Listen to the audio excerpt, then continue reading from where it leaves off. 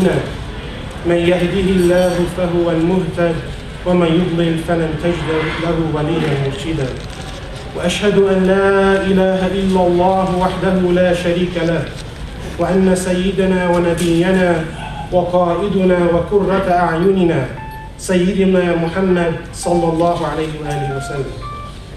My dear brothers and sisters, today the lecture is going to be held on the topic, does the Bible foretell the coming of Muhammad sallallahu alayhi wa sallam? Brother Mustafa Arja is going to present the lecture, and inshallah, if there's any questions at the end, you can put forward the questions. I'll just hand it over to Brother Mustafa.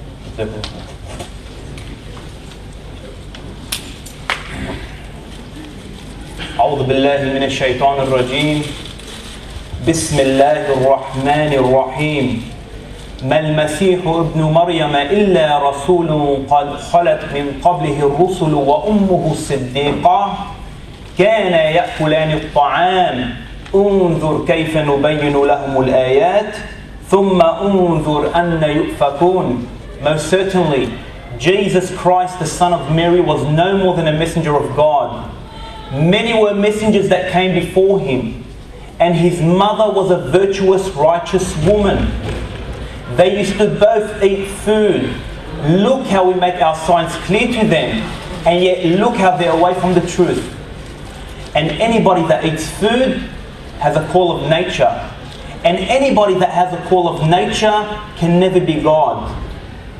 Mr. Chairman, my brothers and sisters and my dear guests, I welcome you all with the Islamic greetings of Assalamu alaikum. This was the greetings of all the prophets of God, including Jesus. In the Gospel of Luke, chapter 24, verse 36, he sees his disciples and says, Shalom alaikum, which means peace be upon you. God mentions in the Quran, in chapter 3, verse 64, O people of the book, come to a common term between us and you that we worship none but God Almighty, that we do not associate partners with Him, that we do not erect amongst ourselves lords and patrons besides the one true God. And if they turn back, then bear witness that we are submitting our will to the will of God. Islam is the only non-Christian faith which makes it an article of faith for its followers to believe in Jesus Christ. No Muslim is a Muslim if he does not believe. We believe that Jesus was one of the mightiest messengers of God. We believe that He was born miraculously, which many modern day Christians do not believe in today. We believe that He healed those born blind, the leper, the sick, and He raised the dead by God's permission. I bear witness and testify that none has the right to be worshipped except Allah, God Almighty. And I bear witness and testify that Muhammad is the final messenger of God. Today's topic. Does the Bible foretell the coming of Prophet Muhammad, peace and blessings be upon him? My talk, inshallah, will be split in two parts. I will mention prophecies in the Old Testament, which is attributed to the Jews.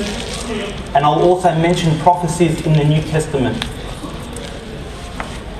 Allah Azza wa Jal mentions in the Quran, in chapter 7, verse 157, those who follow the messenger, the unlettered prophet, whom they find mentioned in their own scriptures, in the law and the gospel. So it is those who believe in him, honor him, help him and follow the light which is sent down with him. It is they who will prosper. Before I begin, let's look at a verse in Genesis chapter 17 verse 18. Abraham alayhi salam supplicates to God Almighty, and look what he says. And Abraham said to God, oh, that Ishmael might live in thy sight. Was his prayers answered? If you go to Genesis chapter 17 verse 20, the answer is there. Look what it says. This is God saying this, according to the book of Genesis.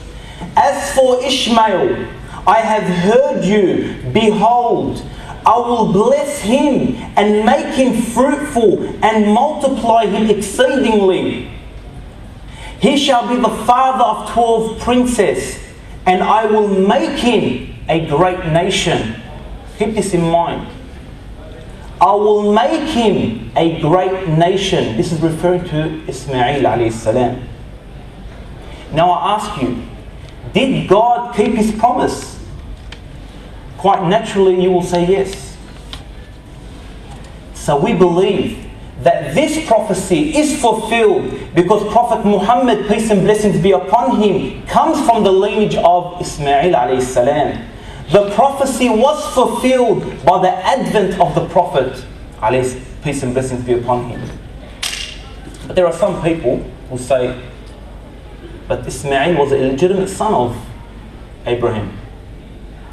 But according to Genesis chapter 16 verse 3 to 4, look what it says.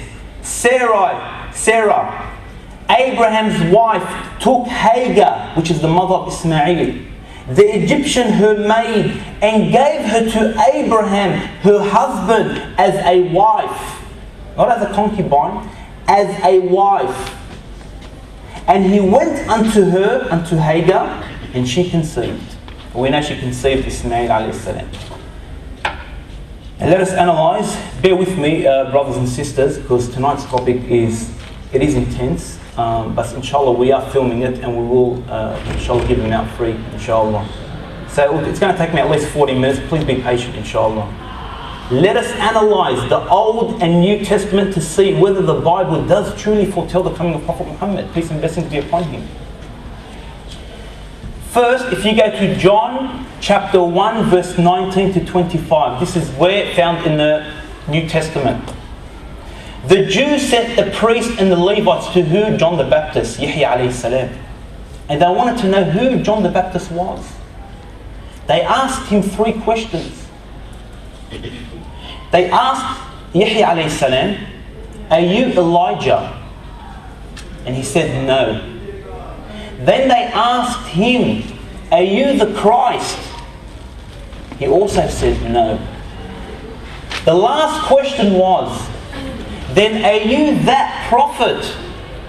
And he also answered no. According to this verse, the Jews, Bani Israel, were expecting 3 prophets. Elijah, according to the Old Testament, was raised up and they were expecting his return. They were expecting the coming of the Christ, which the Christians and the Muslims do acknowledge that the Christ is none other than Isa alayhi salam. My question here, then who is that prophet?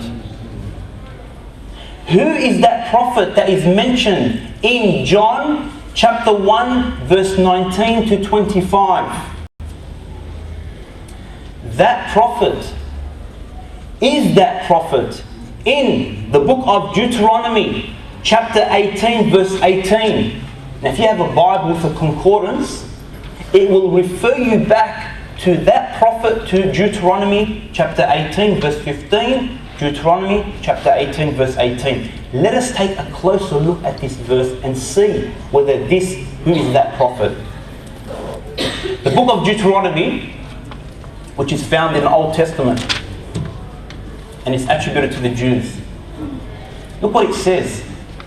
I will raise them up a prophet from amongst their brethren, like unto thee, and put my words in his mouth, and he shall speak all that I command him.